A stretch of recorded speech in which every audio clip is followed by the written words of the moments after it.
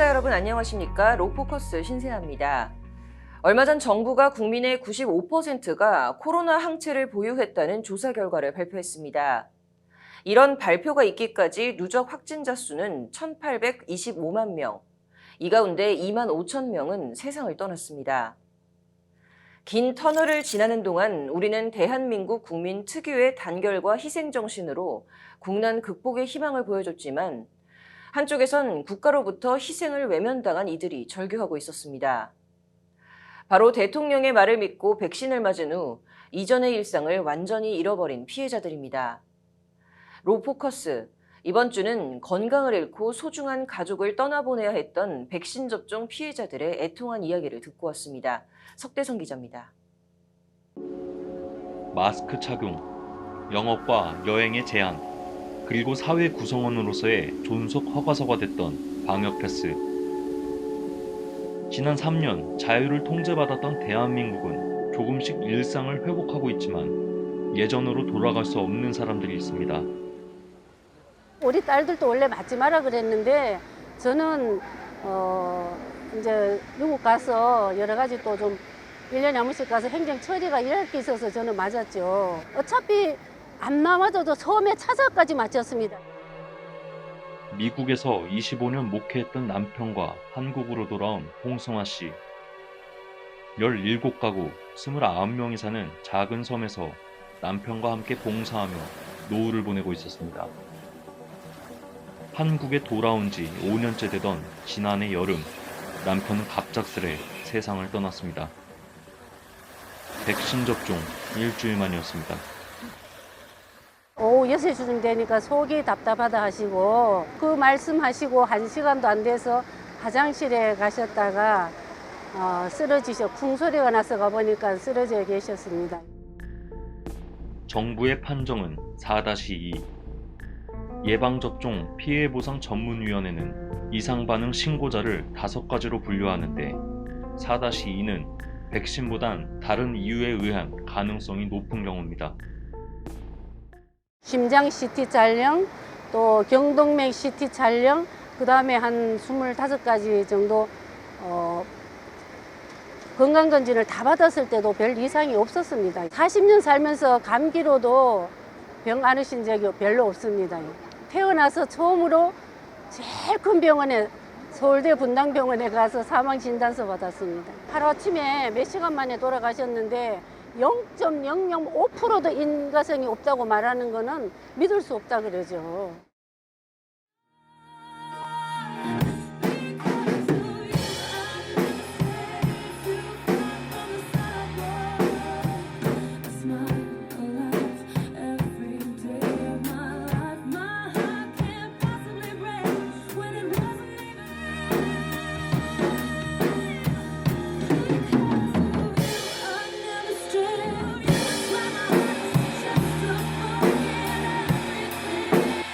와, 진짜 잘 쳤다. 잘했어, 진짜 잘했어. 일요일 날 아침에 이제 깨우려고 이제 불렀는데 대답이 없어가지고 그 방문을 열어보니까 느낌이 안 좋으면서 애가 대답을 안 하는 거예요. 와이프하고 이제 둘째 지영이 그 형하고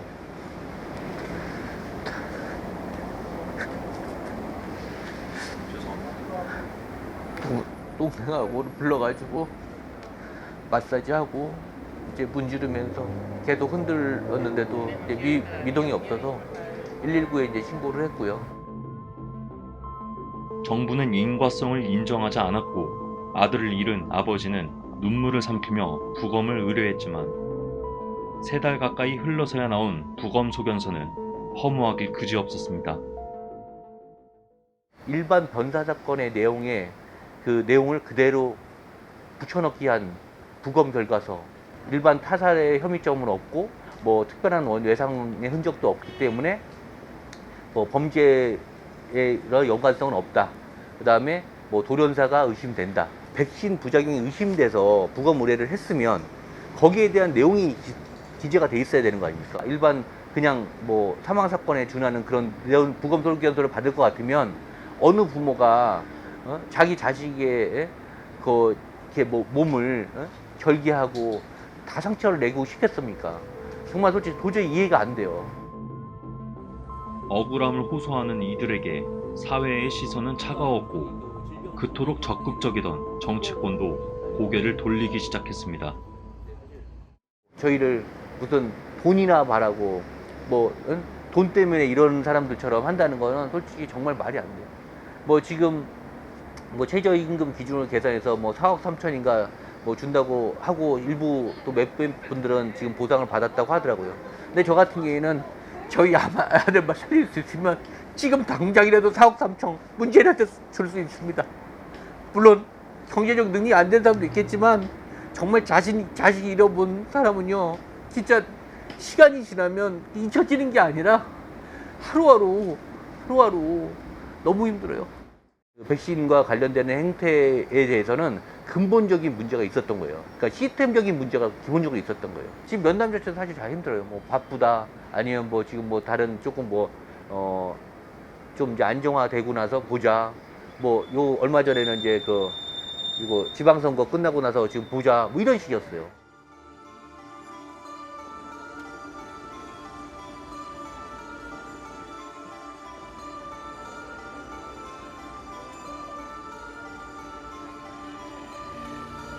누군가는 지난 60년 성실했던 삶의 결과가 백신 접종 한 번으로 송두리째 무너졌습니다. 결론을 내린 게 뭐냐면 신경총병증. 어느 정도 지나면 또 괜찮아지겠지 했는데 결국은 이 지경까지 온 거죠. 이제 하루하루가 악몽 같고 하루하루가 이제 사람 사는 꼴이 아니에요 이게. 신경총병증이라는 저도 듣도 보다 못한 병인데 그런 것들이 뭐냐면 모든 걸 설명하기가 복잡하니까 신경총병증이라는 진단을 내린 것 같더라고요. 화이자 접종 닷새 만에 사지가 마비됐지만 정부의 판단은 냉혹했습니다. 무편모를 받았어요. 인정할 수 없다. 장애에 대한 걸 인정을 못하겠다. 대통령이 책임진다는데 모든 걸 대통령이 책임지겠다는데 뭐 걱정하시냐고. 근데 결과는 안 좋은 거죠 이제. 국책 사업이니까 반강제, 강제 이건 원래 맞고 안 맞고는 본인 자유인데 모든 걸 다 막아버렸잖아요. 하다못해 이걸 안 맞으면 식당도 못 가, 친구도 못 만나. 그렇게까지 협조를 다 하였으면은 거기에 대한 대가가 고작 이거냐 이거죠. 말이 안 되죠.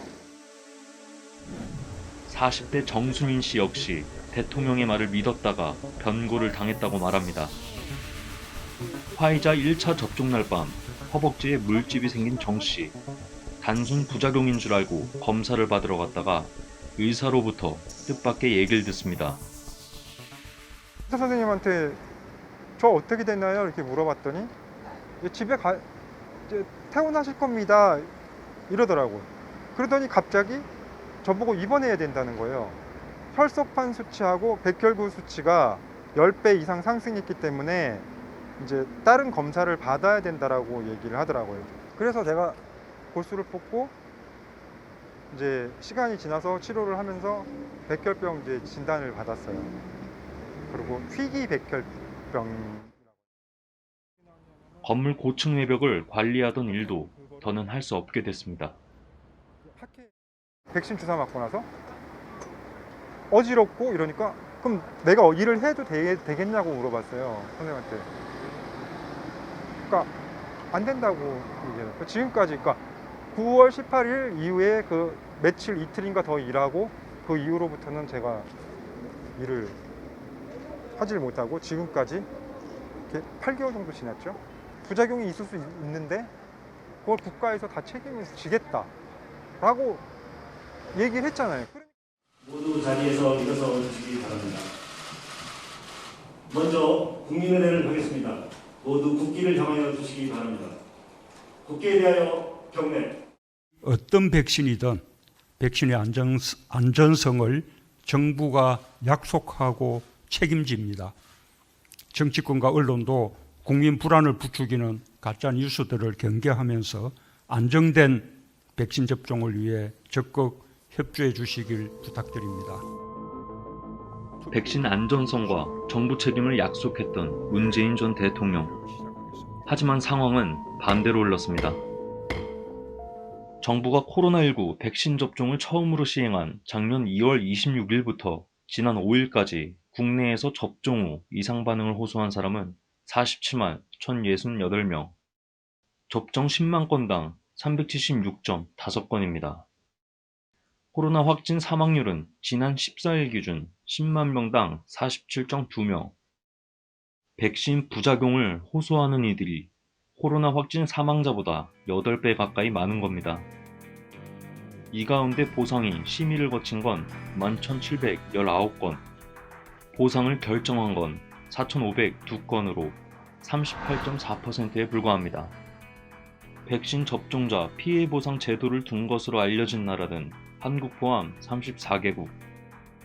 앞서 질병관리청은 최저임금법에 따른 월 최저임금액 182만 2,480원에 240개월을 곱해 사망 일시보상금으로 4억 3,739만 원을 지급하겠다고 발표했습니다. 문제는 정부가 인과성에 대해 소극적이라는 겁니다. 노르웨이의 경우 환자상해법 3조를 통해 부작용 원인을 알 수 없을 경우 의료 제공의 오류 또는 실패로 간주한다는 규정이 있어 법적 안전을 보장받지만 한국 국민은 백신을 맞는 동안 온전히 정부의 말만 의지해야 했습니다. 접종과 이상 반응의 연관성은 사실상 피해자가 입증해야 하는데 자연과학의 섭리를 일반인이 가능하다, 불가능하다 단언하는 것을 방역당국이 수긍할 리 만무합니다. 국민들께서 정부를 믿고 정해진 순서에 따라 적극적으로 백신 접종에 참여해 주신다면 한국은 K-방역에 이어 백신 접종과 집단 면역에서도 모범 국가가 될 수 있을 것입니다. 결국 세계 최고 수준의 백신 접종률을 달성했던 대한민국. 문재인 정부가 그토록 모범 국가를 원했던 이유는 무엇일까?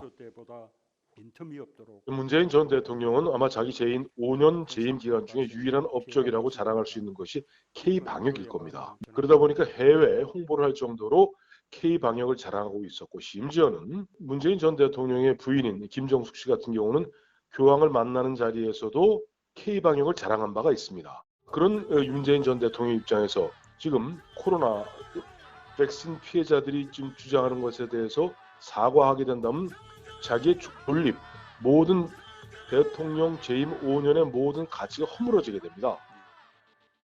작년 말 미국에선 조 바이든 대통령이 성인 전체를 대상으로 한 부스터샷을 선언하자 식품의약국 FDA의 백신 담당국장과 부국장이 동시 사퇴하는 초유의 사태가 있었습니다. 한국에서도 백신 접종을 강제하는 건 잘못된 정책이라고 외치는 의료인이 나오고 있지만 정부가 이미 만들어 놓은 사회적 동조의 벽을 깨긴 버거운 실정. 정부로부터 특별한 희생자가 된 이들은 오늘도 서울 한복판에서 진상규명과 특별법 제정을 읍수하고 있지만 접종 부작용의 법적 책임 대상은 점점 가려만지고 있습니다. 법률방송 석대성입니다. 네, 이어서 백순영 가톨릭대 의대 명예교수 모시고 백신에 대한 얘기 더 해보도록 하겠습니다. 교수님 어서 오십시오. 예, 안녕하세요. 네, 앞서 저희 리포트에서 보도를 드렸는데 백신 접종을 반대하는 이 백신 인권 행동이 전현직 질병청장 그리고 식약처장, 중앙사고수습본부 관계자 등 4명을 검찰에 고발을 했습니다. 이 백신 인권 행동 대표인 충북대 의과대학 손현준 교수는 백신이나 방역 패스 무용론을 좀 지속적으로 주장을 해오고 있는데요. 교수님께서는 그간 방역 정책 어떻게 평가하시나요? 예, 우리나라에 코로나19가 처음 유입된 것이 이름은 코로나19지만 2020년 1월 20일입니다. 지난 2년 5개월 동안 방역은 전체적으로는 합격적이었다고 볼 수가 있습니다.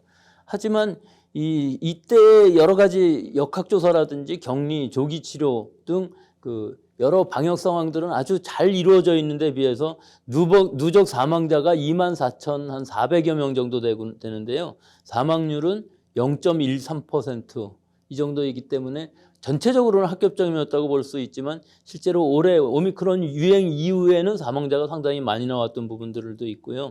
또 지금 상황은 1,800만 명 이상이 감염되면서 또 3차 접종 이상 접종 완료자가 65% 이상 됨으로 해서 거의 이 집단 면역에 가까워지는 상황이 되었고, 지금은 엔데믹으로 가는 풍토평화되어가는 과정 중에 있다고 볼 수가 있습니다.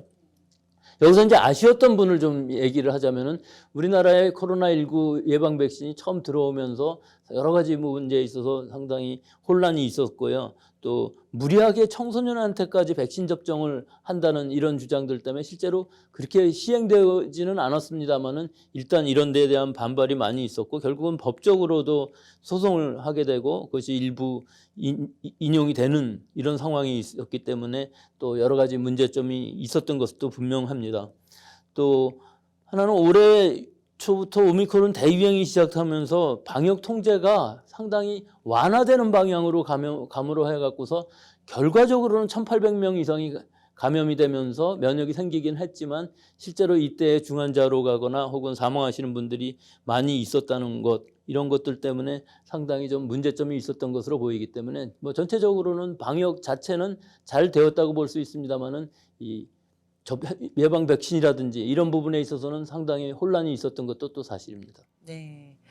자, 개인적으로 저는 이제 지난달에 코로나에 감염이 돼서 좀 증상을 심하게 앓았는데요. 이제 이후에도 좀 후유증이 좀 개인적으로 계속 되는 것 같은 느낌이 좀 듭니다. 근데 이렇게 이른바 롱 코비드라고 해서 장기적인 코로나 후유증을 호소하는 분들이 좀 많아지고 있는 것 같은데요. 그러다 보니 이제 정부의 대책 마련을 좀 촉구하는 목소리도 나오고 있습니다. 이에 대한 현재 좀 방역 당국 대처라든지 향후 보완해야 될 방안 어떤 게 있을까요?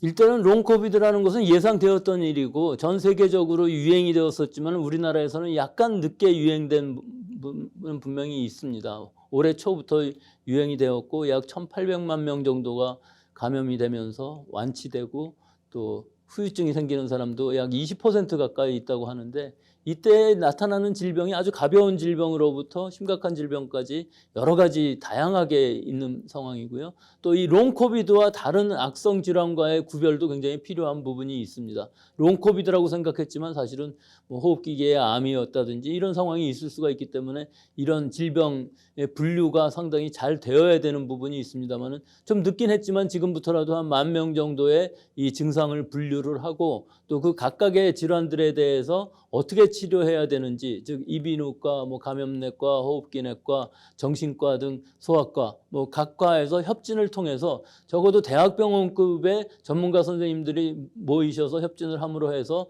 이러한 질병 분류와 또 치료 지침 같은 것들을 잘 마련을 해서 일반 병의원급에서 이 가이드라인에 따라서 적극적으로 대응을 하면서 또 이 롱코비드가 아닌 다른 중증 질환과의 여러 가지 연관성이라든지 혹은 구별이라든지 이런 것들을 할 수 있는 이런 가이드라인이 지금 필요한 시기라고 볼 수가 있고, 또 하나는 이런 롱 코비드가 생겼을 때 이제 장기간에 걸쳐서 질환을 앓게 되는 사람들도 있기 때문에 이런 부분들에 대한 보상이라든지 혹은 치료비의 부담이라든지 이런 부분들에 대한 정부의 정책적인 보완책도 지금으로서는 분명히 필요한 부분이 있는 상황이기 때문에 지금 전 세계적으로 일어난 일이고, 지금은 사실은 엔데믹으로 가는 상황에서 환자 수는 하루에 10,000명 이하로 발생을 하고 있지만 롱 코비드라는 장기적인 후유증의 면에서 보면 앞으로도 계속 발생할 수 있는 개연성이 높다고 볼 수 있겠습니다. 네. 자, 지금 저희 녹화일 기준 이 코로나 확진자 일주일 격리 의무 해제 여부가 이제 내일 결정이 되는데요. 얼마 전 정부가 이 확진자 격리 의무 해제와 관련해서 좀 사회적 합의가 필요하다라고 이제 밝힌 바 있습니다.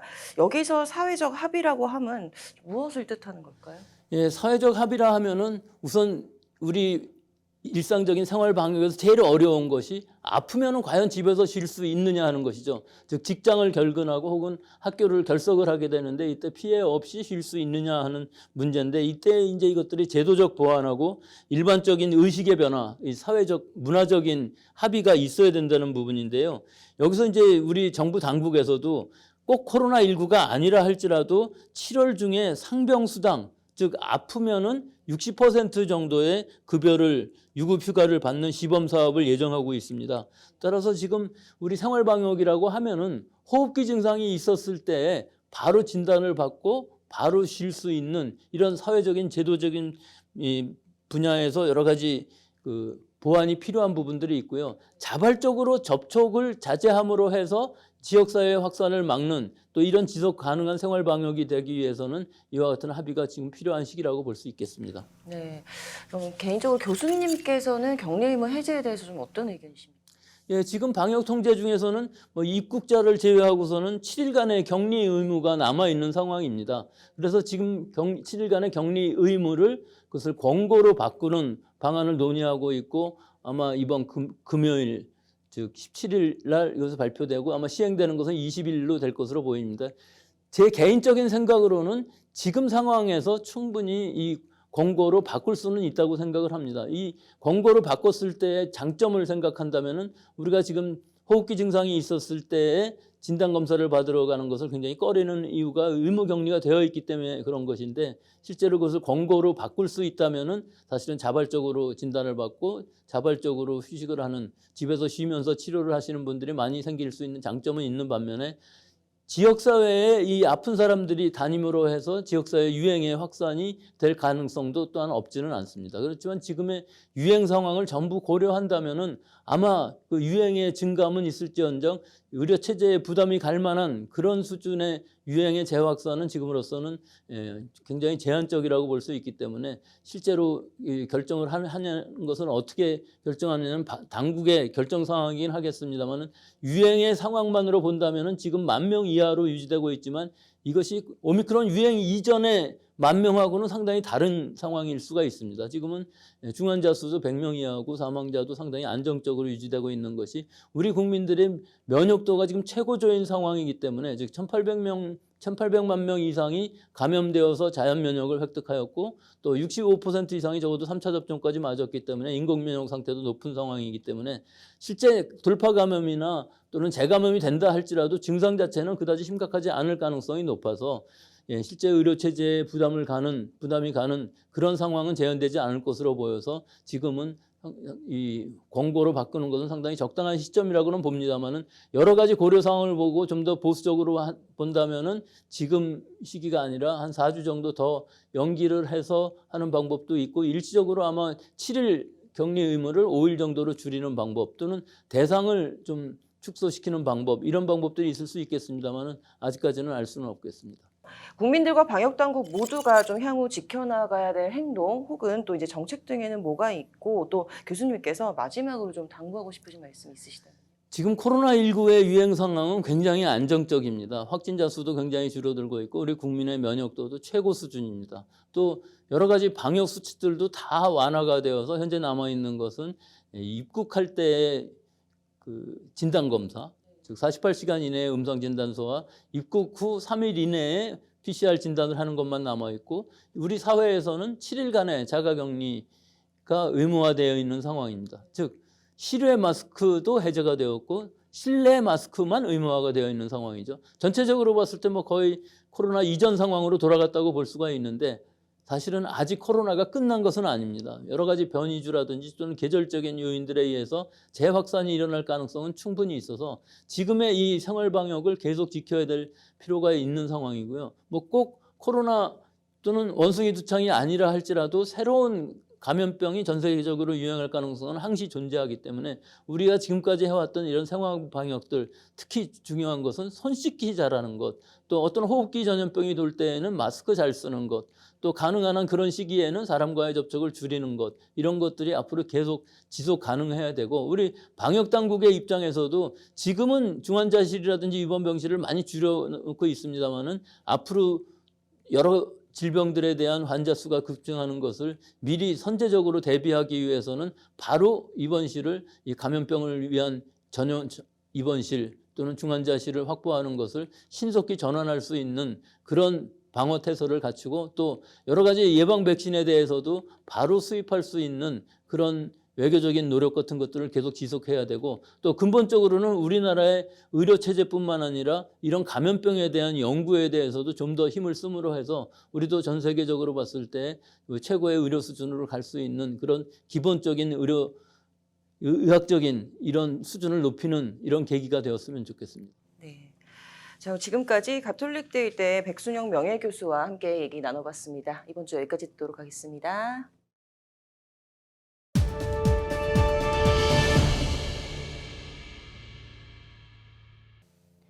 윤석열 정부 초대 금융감독원장으로 이복현 전 부장검사가 취임했죠.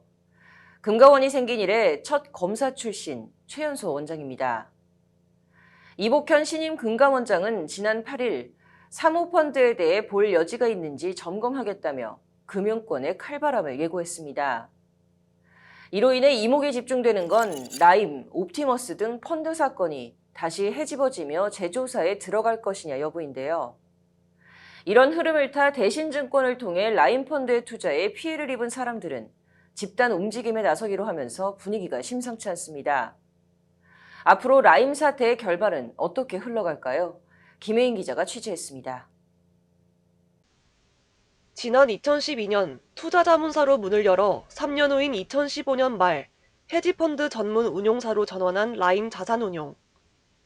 금융당국의 규제를 덜 받고 운영의 제약이 없는 사모펀드를 판매하며 승승장구해 국내 1위 헤지펀드사로 이름을 알렸습니다.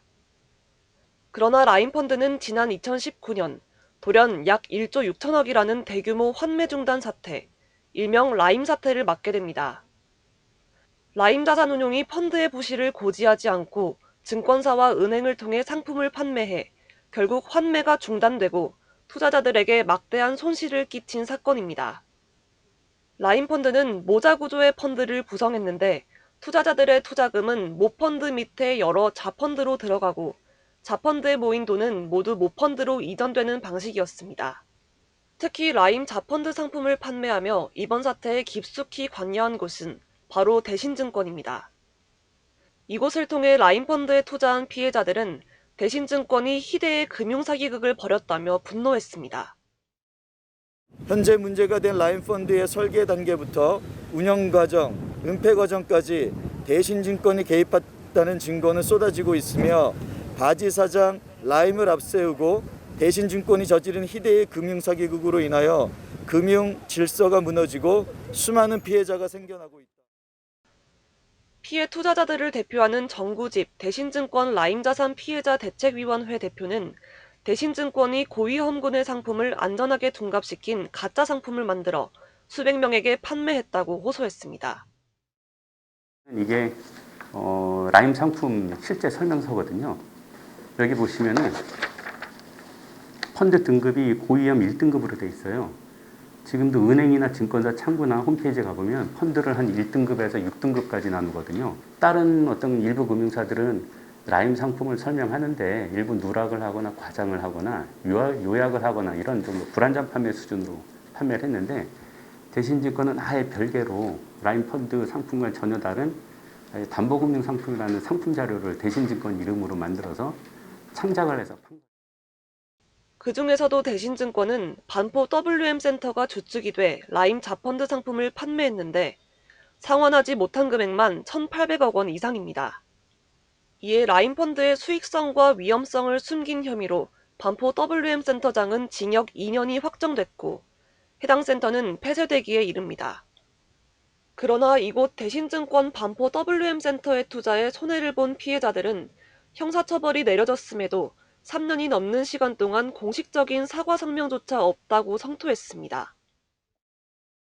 상처도 많이 받았고 현재도 지금 3년 넘게 시간이 지났는데도 벌써 사기적 부정거래 판결도 받고 여러 가지 그 형사처벌도 받고 있으면은 공식적으로 대신증권 차원에서 피해자들에게 좀 사과 성명이라도 한 번 있어야 되는데 의례적인 그 형식적인 사과 성명도 아직도 한 번도 없고. 라임 사태의 책임자들은 재판을 받고 있지만 복잡한 금융기법과 막대한 피해 금액, 다수의 관련 인물들로 인해 수사 과정은 험난했습니다. 이에 투자자 일부는 자신들의 피해 회복을 위해 직접 나섰고 지난 4월 대신증권을 상대로 부당이득금을 반환하라는 최초의 민사소송을 냈습니다. 법원은 대신증권이 펀드를 판매하는 과정에서 손실 위험성을 제대로 설명하지 않았고 고객들의 투자 성향을 공격 투자형으로 변경하는 등 사기로 계약을 체결한 것이라고 판시하며 피해자들의 손을 들어줬습니다. 이 같은 사법부 판결에 힘입어 다른 피해자들도 줄줄이 집단 움직임을 예고하고 나섰습니다. 이거는 대형 금융 사기 사건이거든요. 그리고 제도권 금융사가 판매 시점에서 사기 판매를 했다는 점, 그 다음에 여러 가지 아직도 저희가 문제 제기를 했지만 밝혀지지 않은 불법 행위들이 조사가 되지 않고 조치가 되지 않고 이런 점이 분명히 있는 사건이기 때문에 대한민국에서 불법 행위는 용인되지 않는다라는 걸 좀 보여줘야 될 때가 아닌가. 이들을 대리하는 금융 전문 이성우 변호사는 향후 진행할 계약 취소 소송에서도 긍정적 효과를 낼 수 있을 것이라고 전망했습니다. 관련 전 센터장이 유죄 판결을 받기도 했고요. 그래서 굉장히 피해자의 범위가 명확하고 그리고 피해자들의 가입 경위가 굉장히 대동소이합니다. 그리고 최근에 관련 사건에 있어서 투자자들 소송에 있어서 계약 취소 책임을 인정해서 투자 자금의 모든 반환 책임을 인정하기도 했습니다. 그래서 이 사회적 부정거래나 계약 취소 등으로 효과가 가입자들에게 동일하게 적용될 것으로 보아서 지난 2월 라임 자산운용은 5,300억 원이라는 엄청난 규모의 빚으로 인해 법원으로부터 결국 파산 선고를 받았습니다. 라임 자산운용의 파산 결정으로 피해 투자자들이 금전적 구제를 받지 못하는 것 아니냐는 우려에 대해 이 변호사는 문제되지 않는다고 자신했습니다. 최근에 이제 민사 사건 대신증권 같은 게 선고된 것도 대신증권이란 판매사가 이제 투자자들은 돈을 돌려주라는 이런 판결이기 때문에 설사 라임 자산 운용 자체가 파산이 선고되더라도 투자자의 돈을 돌려받는 부분은 크게 문제가 없습니다. 이번 법원 판결을 계기로 피해 투자자들의 계약 취소 및 원상 회복의 목소리가 높아질 전망인 가운데 향후 대법원까지 같은 판결을 확정한다면 금융 역사상 큰 반향을 일으킬 것이라는 의견이 나옵니다. 대신증권 같은 경우는 라임 자산 운용에서 이제 횡령이나 배임 이런 사건이 벌어지기 전에 이미 판매 시점에서 사기 판매를 했다는 게 굉장히 좀 중요한 사건으로서 기록될 만한 그런 사건이라고 좀 하고 있는 거죠. 이게 사실은 대신증권에 대해서 사기적 부정거래 판결을 난 게 우리나라 사법 역사상 특히 이제 금융 분야 역사상 굉장히 중요한 사건이라고 하시더라고요. 다들. 법률방송 김혜인입니다. 이번 주 로포커스 여기서 마치도록 하겠습니다. 시청해주셔서 고맙습니다.